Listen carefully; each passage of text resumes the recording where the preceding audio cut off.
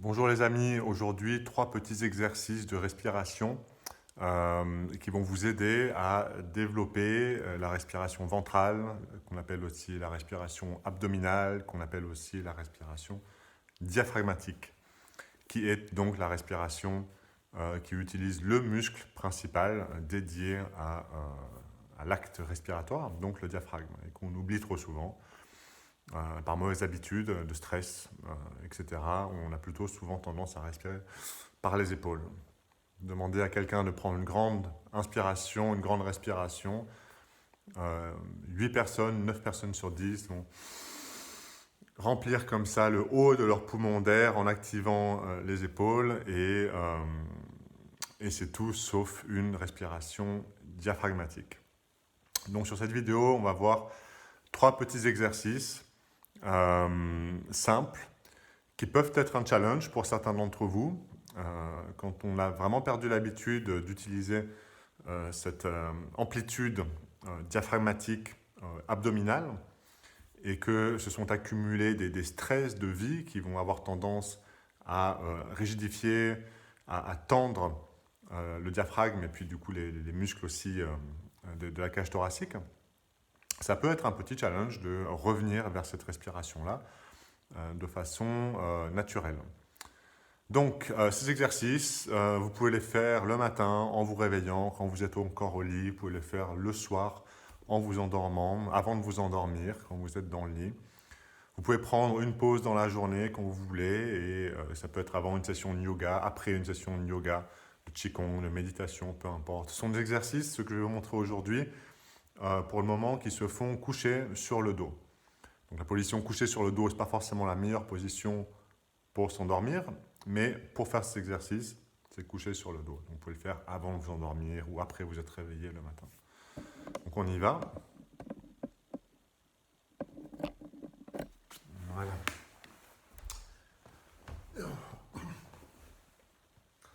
Donc pour ces 3 exercices, on va utiliser nos mains comme point de repère et comme témoin aussi de l'efficacité de la respiration, l'efficacité de l'exercice.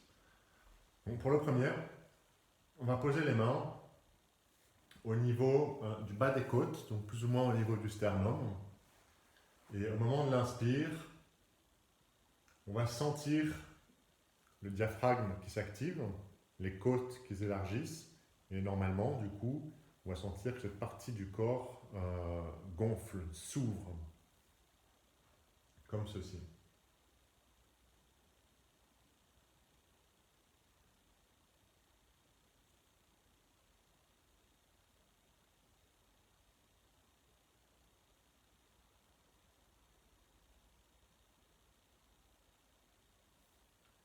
Donc l'idée est de prendre de grandes respirations pour vraiment ressentir ce qui se passe au niveau musculaire, comment ça agit. À aucun moment l'idée n'est de forcer le mouvement. Si c'est compliqué pour vous au début de privilégier le diaphragme et de privilégier ce mouvement-là, je vous invite vraiment à y aller en douceur, à mettre l'intention sans faire de forcing. Juste le fait de mettre l'intention par rapport à la sensation, à l'endroit où il y a la sensation de vos mains sur le corps, rien que ça va apporter une information qui sera positive, qui sera constructive pour les prochaines fois où vous ferez l'exercice et vous verrez que ce sera d'autant plus facile au fur et à mesure que vous ne mettez pas de pression, que vous ne vous forciez pas à avoir du résultat tout de suite. Donc je vous invite vraiment à rester dans la sensation et à visiter cette sensation au fur et à mesure de l'inspire et de l'expire.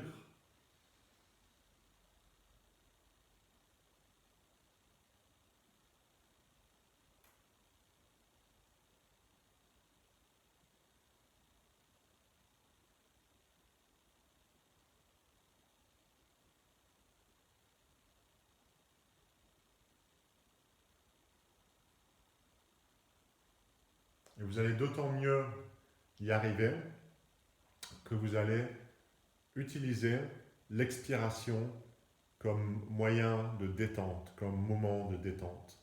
Utilisez l'expiration toujours pour détendre les muscles, et donc en l'occurrence les muscles respiratoires, pour détendre le diaphragme, pour détendre le ventre, pour détendre les muscles thoraciques, pour détendre les épaules.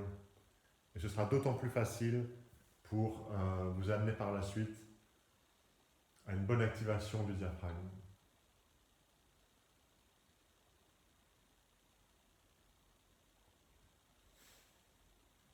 Donc cette première partie de l'exercice, il est vraiment intéressant parce qu'il permet, en ayant les mains positionnées à l'endroit précis presque de là où le diaphragme est accroché à la cage thoracique et du coup là où il a son action première, ça permet vraiment de développer ce contact d'une façon physique et tangible.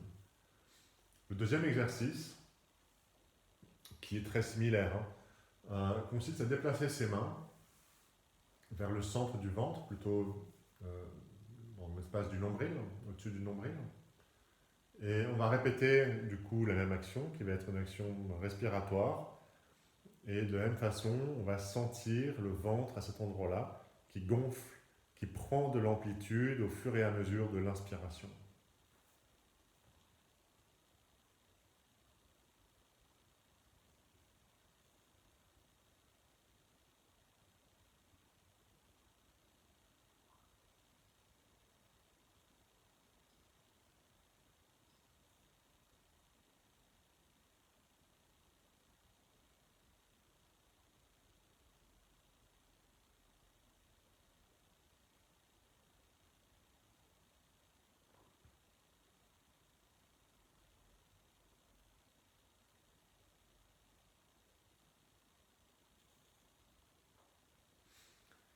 Alors, cette respiration ventrale, elle est extrêmement intéressante pour bien des raisons. On retrouve cet espace-là dans multiples traditions. Dans la tradition chinoise, c'est le dantian, c'est le lieu où on peut stocker le souffle de vie, le qi. Pour les japonais, c'est le hara, qui désigne un espace similaire. Dans les traditions plutôt indiennes, hindouistes, liées au yoga, on va retrouver le chakra sacré qui est dans ces eaux-là et qui est aussi le réceptacle et ce qui va générer une énergie qui est très puissante. Et on peut retrouver aussi un espace de sérénité en amenant sa conscience dans cette respiration ventrale, amener sa conscience dans le ventre.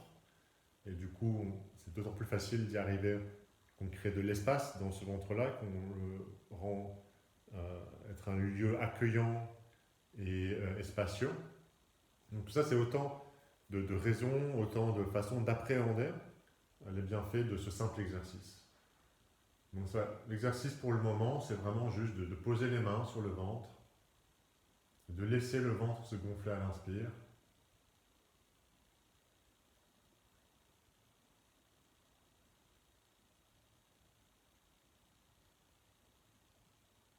et le laisser se dégonfler à l'expire avec, encore une fois, utiliser l'expiration comme moyen de détente. Le troisième exercice, qui est dans la même veine, c'est toujours utiliser la main comme outil de concentration et pour diriger la respiration. On va placer nos deux mains comme une ceinture autour de la cage thoracique, autour de la base de la cage thoracique. Et de la même façon, à l'inspiration, on va s'entraîner à pousser les mains vers l'extérieur.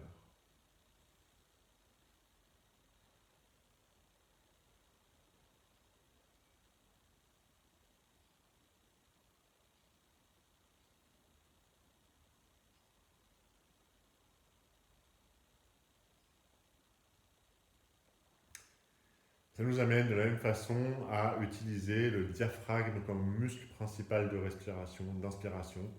C'est vraiment ce qu'on essaie de faire ici, c'est de lui redonner sa juste place de muscle respiratoire. Le diaphragme est un muscle extrêmement puissant. J'ai entendu plusieurs disciplines et recherches scientifiques qui tentent à dire que c'est le muscle le plus puissant du corps humain. Et son rôle principal est le mouvement respiratoire. Sa fonction principale est celle du mouvement respiratoire. Donc utilisons ce muscle-là, apprenons à le déverrouiller. Et ce troisième exercice est encore un exercice précieux pour lui donner une autre forme d'amplitude. Donc cette fois, c'est plutôt une amplitude latérale.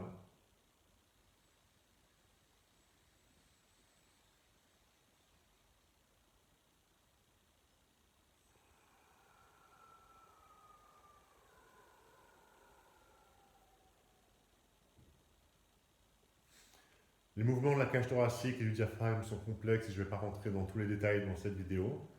Ce qui est important ici, c'est de visiter ces différents espaces. Si vous faites l'exercice, il y a de fortes chances que vous sentiez que, en fonction de l'endroit où vous mettez votre main, du coup votre attention, votre respiration ne se fait pas de la même façon. En fonction de l'endroit où vous mettez vos mains et votre attention, le mouvement de la respiration se fait à des endroits différents. Donc c'est intéressant de visiter vraiment ces endroits-là. La respiration diaphragmatique complète se fait en 2 étapes. Dans l'exercice qu'on vient de voir, on ne visite qu'une seule étape, la partie inférieure pour ainsi dire, qui permet de vraiment développer une amplitude au niveau de la base des poumons, qui peut permettre d'amener vers des massages des viscères par le biais de la respiration. Et du coup, ce mouvement respiratoire qui peut permettre de détoxifier différents organes de digestion du coup par ce massage, mais qui permet aussi de détoxifier toutes les parties cristallisées, tendues qu'il y a eu dans le diaphragme même, parce que le diaphragme somatise énormément de tensions, de stress que l'on a pu accumuler au fur et à mesure de notre vie. Et c'est d'ailleurs là un challenge pour se remettre à l'utiliser comme il faut, c'est d'une certaine façon de passer au travers de ces stress-là. Eh bien, le fait de le remobiliser permet également du coup de le détoxifier, de défaire ces nœuds-là, décristalliser un peu des agglomérats de tissus musculaires qui ont été tendus, qui ont été crispés les uns avec les autres. Donc sur d'autres vidéos, on verra la totalité du mouvement diaphragmatique respiratoire. Dans un premier temps, je vous invite vraiment à voyager au travers de ces 3 espaces qui déjà sont très précieux. Vous pouvez faire de belles découvertes, de beaux voyages intérieurs avec ces petits exercices-là. Je vous remercie d'avoir vu la vidéo et je vous dis à très bientôt.